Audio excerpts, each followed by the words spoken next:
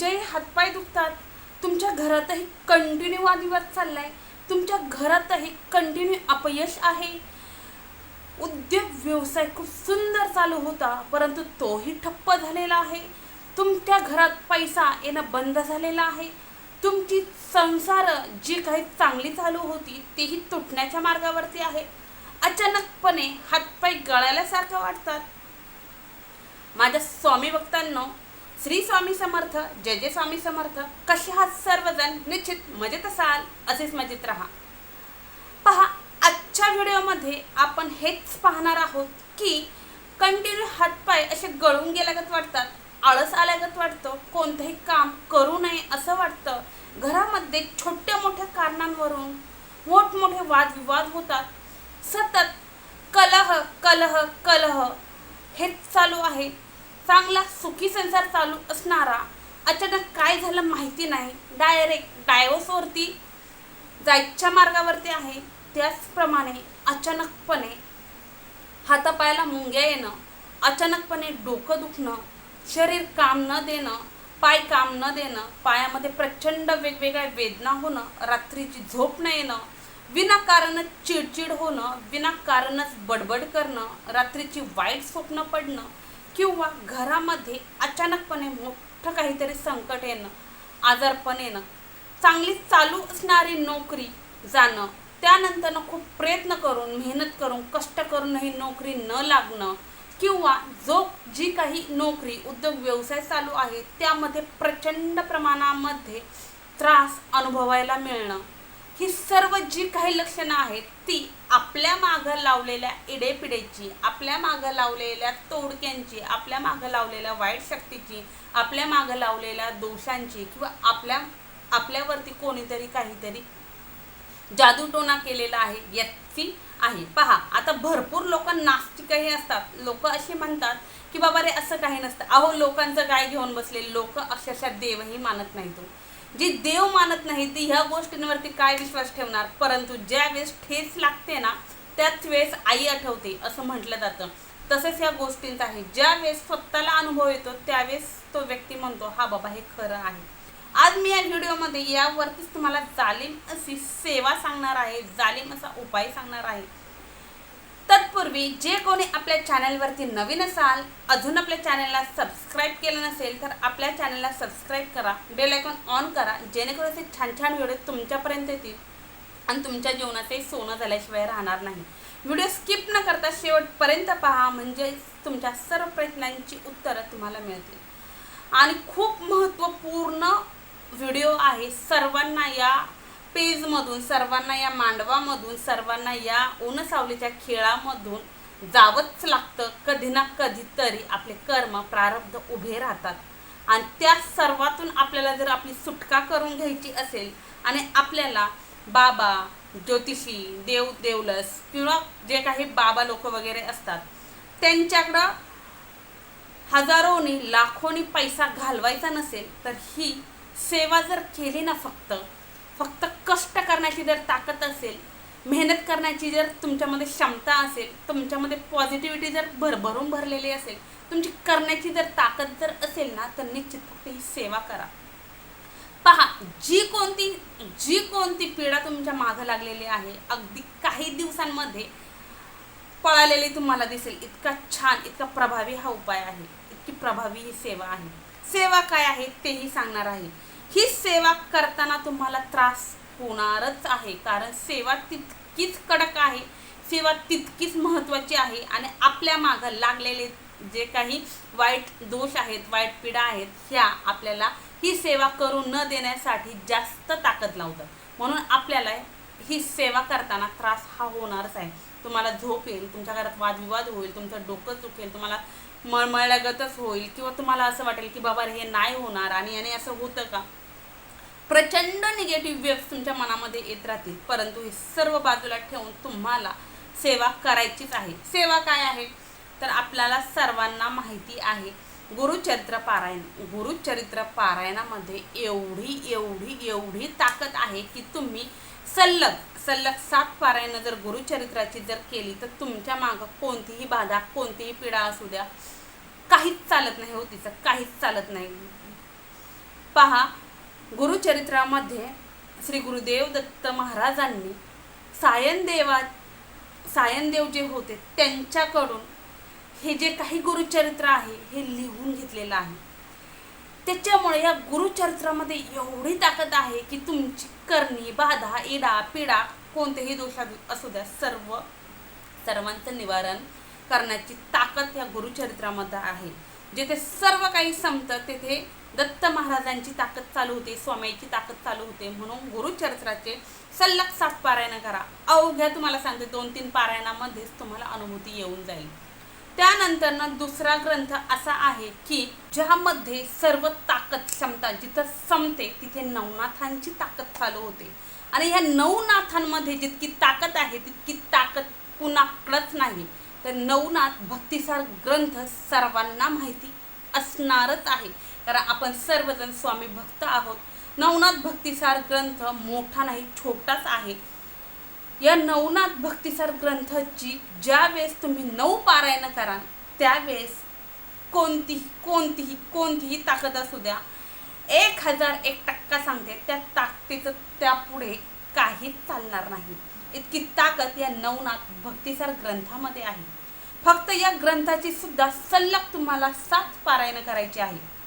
पहा, ही पारायण करताना सुद्धा वाईट पीडा ज्या काही बाधा आहेत ती खूप त्रास देतात. आपल्याला झोप येते, आपले हातपाय दुखतात, आपल्याला आळस आल्यागत होतं, करूच नये असं वाटतं, खूप त्रास होतात, घरात भांडणे होतात, वादविवाद होतात. पण तरीही मनामध्ये संकल्प ठेवायचा की नाही, मला हे करायचंच आहे. अगदी तुम्हाला सांगते 3 ते 4 पारायणामध्येच तुम्हाला अनुभव यायला सुरुवात होईल. काहींना तर अगदी पहिल्या पारायणामध्येच अनुभव यायला सुरुवात होईल. इतकी ताकद नवनाथ भक्तिसार ग्रंथामध्ये आहे. नाथांची ताकद किती आहे हे माझ्यासारख्या भोळ्या भाबडीने सांगायची काही गरज नाही. तुम्हाला सर्वांना माहिती आहे की नाथांच्या नावाने सुद्धा इडा, पिडा, बाधा जे काही आहे सर्व काही पळतात. ही सैतानिक ताकद जे काही असते ना, काहीच नाथांपुढे चालत नाही. जेथे नाथांचा वास असतो, जेथे नाथांची शक्ती चालायला सुरुवात होते, जेथे नाथांचा वास असतो तेथे या काहीच गोष्टी चालत नाही.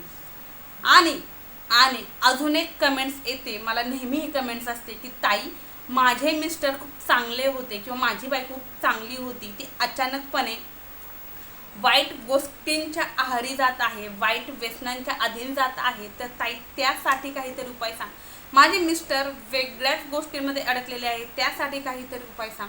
पहा माझ्या तायांनो, माझ्या दादांनो, तुम्ही ही पारायणे नवनाथ ग्रंथाची तुम्ही 9 पारायणे आणि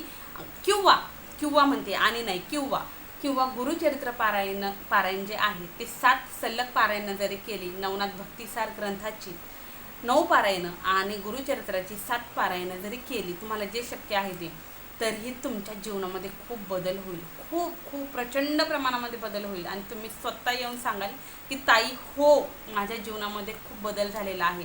आणि अजून एक कमेंट्स येते की ताई, माझ्या आयुष्याचं ज्यांनी काही वाटोळं केलं आहे, जे कोणी मला त्रास देत आहे, माझा संसार ज्यांनी कोणी मोडण्याचा प्रयत्न केला आहे, माझं घर पूर्ण ज्यांनी कोणी ठप्प झालेलं आहे, त्यांना कधी शिक्षा होईल, त्यांना काय भोगायला लागेल? तुम्हाला सांगू का, ज्यावेळेस आपण भक्ती मार्गामध्ये येतो, ज्यावेळेस आपण आपलं कर्म चांगलं ठेवतो, ज्यावेळेस आपण आपली नीतिमत्ता चांगली ठेवतो, सगळ्याचा हिशोब ठेवणारा भगवंत आहे, ब्रह्मांड नायक स्वामी आहे, गुरु महाराज आहेत, त्याचप्रमाणे गुरुदेव दत्त आहेत, त्याचप्रमाणे नाथ आहेत. प्रत्येकाचा एक दिवस हिशोब होतो. त्यांचाही जे वाईट कर्म करतात त्यांचा हिशोब करणारे ते आहेत. आपल्याला काहीच वाईट बोलायची गरज नाही. आपण आपलं कर्म, आपली वाचा चांगली ठेवायची. निश्चित सर्व काही करता करवितात तो आहे. फक्त योग्य वेळ येण्याची वाट पाहायची. योग्य वेळ आली की ज्यावेळेस त्याची काठी वाजते ना, त्यावेळेस त्या छडीला आवाज नसतो. हो, देवाच्या छडीला आवाज नसतो, परंतु ती पडतेच पडते. ज्यावेळेस तुम्ही एखाद्या कुटुंबाला तळपायला लावता, ज्यावेळेस तुम्ही एखाद्या लेकराला त्याच्या आई वडिलांपासून बाजूला करता, किंवा एखाद्या सुवासीन पत्नीला तिच्या नवऱ्यापासून बाजूला करता किंवा सुखी संसाराचं वाटोळ करून एखाद्या नवऱ्याला त्याच्या बायको परिवारापासून तोडता, त्यावेळेस निश्चितच तुम्हाला त्या गोष्टींचा भोग भोगावे लागतात. पहा, बहुतेक वेळा असं होतं, सुखी कुटुंब चालू असतं, खूप सुखी असतं, घर परपंच खूप छान चालू असतो. एखादी महिलेने त्या घरामध्ये एंटर केला तर त्यानंतर ती फक्त माझा नवरा एवढंच पाहते. तर हे सुद्धा खूप वाईट आहे. सांगण्याचं तात्पर्य असं की प्रत्येक वेळेस महिलेचाच दोष असतो असंही नाही. तिचं बॅकग्राऊंड, तिचे जे काही आहेत, सासू सासरे असतील, दीर भाऊजाई असेल, नणंद वगैरे असतील, कोणीही असेल, त्याला ती लोकसुद्धा कारणीभूत असतात. परंतु तुम्हाला त्याची काहीच, मी सांगते काय, तुम्हाला त्या गोष्टींचा काहीच विचार करायची गरज नाही. करता करविता तो आहे, भगवंत पाहणारा आहे. तुम्ही फक्त तुमची नीतिमत्ता साफ ठेवा, तुम्ही तुमचे कर्म चांगले ठेवा, निश्चित तुम्हाला तुमच्या चांगल्या कर्माचं फळ भगवंत देणार आहे. सांगितलेली सेवा, दोन्हीपैकी एक सेवा जी करणं शक्य आहे ती सेवा करा. कोणीही जरी सेवा केली ही तरीही चालतं, अगदी तरुणांपासून वृद्धापर्यंत कोणी जरी केली तरी चालतं. फक्त माझ्या महिला भगिनी ज्या आहेत त्यांना एक नम्रतेची कळकळीची विनंती आहे की तुमचं जे काही मासिक धर्माचे तुमचे 5-6 दिवस आहेत तेवढ्या दिवस ही सेवा करायची नाही. गुरुचरित्र पारायण असो किंवा नवनाथ भक्तिसार जे आहे, सेवा करायची नाही. कारण खूप म्हणजे खूप ताकद आहे या ग्रंथामध्ये, ज्वलंत आहे, सर्व काही ज्वलंत आहे. त्याच्यामुळं त्यावेळेस आपली सावलीसुद्धा त्या ग्रंथांवरती पडू द्यायची नाही, आपला स्पर्शसुद्धा तिकडे झाला नाही पाहिजे. किंवा जे कोणी आपल्या घरामध्ये ही सेवा करते तर त्यांना आपल्या हातचं पाणीसुद्धा द्यायचं नाही. जेवण तर खूप लांब राहिलं, आपण त्यांच्या कोणत्याच गोष्टीला स्पर्शसुद्धा करायचा नाही. इतकी ताकद या ग्रंथांमध्ये आहे. त्यानंतरनं विटाळ सुतक जरी तुमच्या घरामध्ये असेल तरीही तुम्हाला हे करता येणार नाही. आता तुम्ही समजा लावलेलं आहे 7 पारायण, नवनाथ महाराजांचे तुम्ही 9 पारायणाचा संकल्प केलेला आहे आणि मध्येच तुम्हाला काहीतरी अडचण आली तर मग ताई पहा, अडचण जर आली थोड्याफार दिवसांची असेल तर ठीक आहे, परंतु 1-2 महिन्याचा जर गॅप जर पडला तर तुम्हाला ही सेवा पुन्हा कंटिन्यू संकल्प करून करावी लागेल. गुरुचरित्र पारायणांचं सुद्धा तसंच आहे. 7 गुरुचरित्र पारायणाचा तुम्ही संकल्प केला आहे आणि सल्लग केलेला आहे. सल्लग ज्यावेळेस संकल्प कराल त्यावेळेस मी सल्लग 7 पारायण करणार आहे असा संकल्प करायचा. मी सल्लग 9 पारायण करणार आहे असा संकल्प करायचा. आणि जो सल्लग आपण शब्द वापरतो त्या सल्लग शब्दामध्येच असं असतं की गॅप न पडू देता आज हे पारायण संपलं की उद्या लगेच दुसऱ्या पारायणाला सुरुवात करायची. म्हणजे 7 दिवसाचं एक पारायण आहे, गुरुचरित्र पारायण 7 दिवसाचं आहे, तर 8वा दिवस जाऊ द्यायचा, ते निश्चित गुरुवारी संपतं. तर गुरुवारी पुन्हा आपल्याला ज्या गायी वगैरे आहेत त्यांना नैवेद्य वगैरे करून शुक्रवारी पुन्हा दुसऱ्या पारायणाला सुरुवात करायची. गुरुचरित्र पारायणाचे भरपूर नियम आहेत, त्या नियम वगैरे सर्व पाळायचे आहे. तसेच नवनाथ भक्तिसार जे पारायण आपण करतो त्याचे सुद्धा नियम आहेत, ते सुद्धा नियमांचं आपल्याला पालन करायचं आहे आणि त्यानंतरनं तुम्हाला ही सेवा करायची आहे. निश्चित तुम्हाला अनुभव येणारच आहे.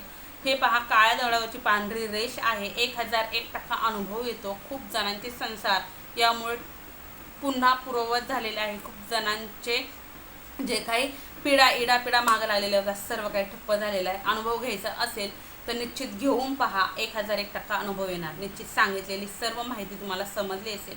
व्हिडिओ कसा वाटला हे कमेंट्समध्ये सांगायला विसरू नका. तसेच कमेंट्समध्ये श्री स्वामी समर्थ, जे स्वामी समर्थ हे लिहिलाय विसरू नका. झालेली सेवा स्वामींचरणी रुजू.